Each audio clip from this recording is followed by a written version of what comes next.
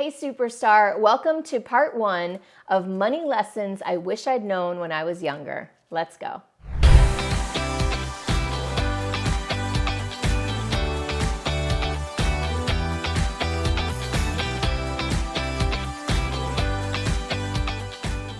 They say hindsight is 20/20, and my hope is that in this video I can save you from some of the challenges that I faced by sharing with you what I've learned in my 47 years on this planet, and most importantly in the last maybe 10 or 15 years about money and how to handle it, how to deal with it, how to make more of it, and how to be a good steward of it.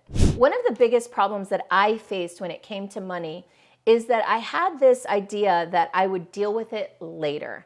My biggest problem, and a problem that I see with a lot of entrepreneurs in particular, is this once I mentality, meaning once I figure out how to make more money in my business, once my business is more stable, once I am having a steady flow of clients, then I'll save money. Then I will focus on money. And what I found instead is that, especially as entrepreneurs, with as unpredictable as income can be, it's more important than even for regular people to save and to manage money effectively from $1. So the solution to this, and the very foundation of what I'm going to be talking about today, is for you right here, right now, with me, to make a claim that you will become more empowered and more responsible with money right now.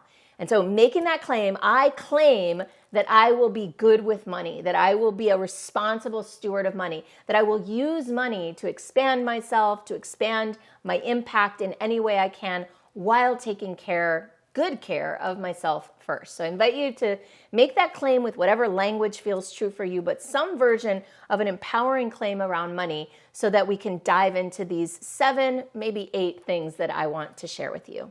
So before I dive into these lessons that I've learned, I want to invite you to like this video, subscribe to my channel so that you get notified when I release future videos, and also consider sharing your own money lessons below. The first lesson I've learned that I think is so powerful, and I use it with myself and also with my clients, is that most of our issues with money stem from old limiting beliefs, patterns, stories, and wounds from our childhood. One of the things that I recommend doing in order to address any of these subconscious patterns, limiting beliefs, stories, strategies, is to look back at your childhood.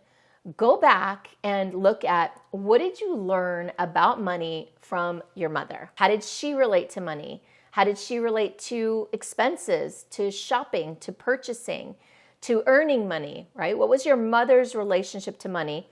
And then do the same thing with your father, or with whatever figures were prominent in your life. Some of us had a mother and father at home. Some of us had neither at home. So looking at your primary caregivers as a child, what did you learn about money from each of them? What were their money stories? What were their patterns? So for example, in my own life, if I look at my dad, he was someone who saved a lot, who really valued money and was careful with it. Whereas on my mother's side, she was someone who liked to spend money, spend a lot of money. So this created some conflicts in my family, and I adopted shades of both of them, which created for some pretty interesting dynamics with money. On the one hand, I would earn it, I would spend it, and then I'd get into debt. So then I'd have to scrimp and save to get out of debt. And then as soon as I had money again, I would start to spend it again. So this was a pattern that went on for years with me. The second thing I've learned is to create structures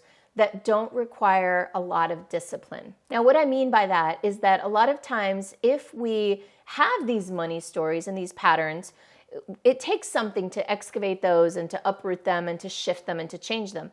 In the meantime, we don't want to be bleeding out money from our business or our personal life.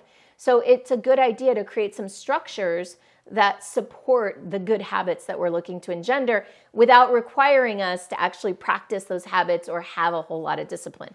Here's what that might look like. It requires discipline and focus to every single month take a piece out of your paycheck and put it away, right, to build up savings. So if one of the things that you want to do is build up savings, but you have a tendency to spend, then what you might want to do is create a structure whereby part of your payment, part of your revenues, part of what you pay yourself is taken out every single month without you having to do anything. Some sort of automated way that you can set aside some money. Here's an example of a way that I've done that. In addition to creating automatic set-asides, I sometimes, for example, get clients that pay in full for a whole year. If a client pays me upfront for a whole year and I put that money in the bank account, there could be a tendency or a temptation to spend that money as if it's already mine. Now, granted, technically it is mine, it's in my bank account, I have it, but I like to put that money aside into a separate account and then pay myself, pay the business every single month a portion of that full pay.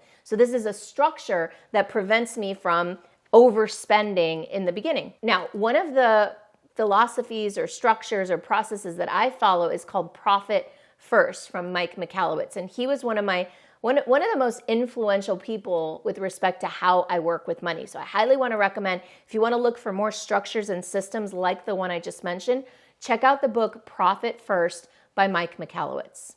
The third lesson that I would tell my younger self is to invest more in experiences than in stuff. When I was younger, I felt like having certain things, nice cars and jewelry and clothes, were going to make me happier. And so I threw away a lot of money on stuff that I really didn't need and ended up having to carry that stuff around through moves and through road trips. I had a lot of stuff that was weighing me down. Now, it's not to say that I don't buy nice things anymore and I don't have nice things. I do, but I also have changed the way I relate to stuff, and I invest much more in experiences, in trips, in adventures, in time with friends, in like for example, a nice dinner with a friend is worth more to me now than a nice dress or a nice jacket. Those were the first 3 lessons, and I will be continuing the next 4 or so lessons in part 2 of Money Lessons I Wish I'd Known When I Was Younger.